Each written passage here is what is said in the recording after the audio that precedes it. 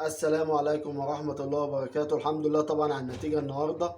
يعني كان نفسنا ان احنا نقدر نخطف جون هناك، كانت هتفرق معانا جدا، خصوصا ان الترجي يعني فرقة مش اللي هي تخض، يعني فرقة كانت في المتناول ان احنا نقدر نكسبها النهاردة.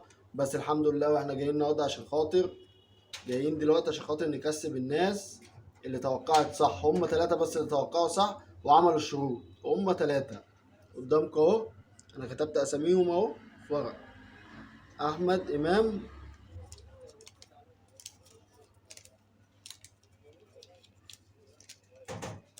وادي التاني مازن حمادة،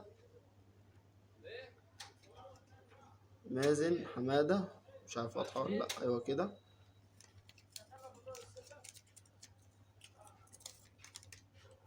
مالك، مالك محمد أو ملك محمد أهو كده التلاتة.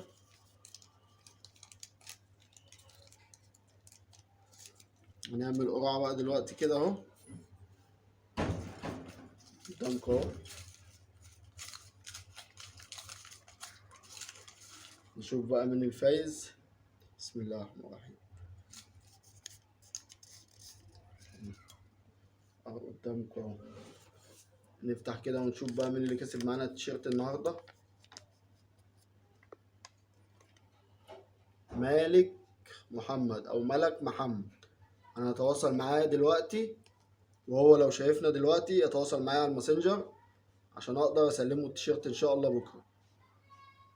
شكرا يا جماعه. الفايز معانا بتيشيرت النادي الاهلي اهو، مالك او ملك محمد. شكرا ليكم، واستنوني ان شاء الله في جايزه تاني هعملها ان شاء الله في مباراه العوده. يا ريت كل اللي يشوف الفيديو اللي هينزل كمان يومين هيعمل لايك وشير، ويكتب في التعليقات، يكتب التوقع بتاعه. اديكوا شايفين اهو، كسب معانا مالك محمد او ملك محمد اهو. شكرا، سلام عليكم.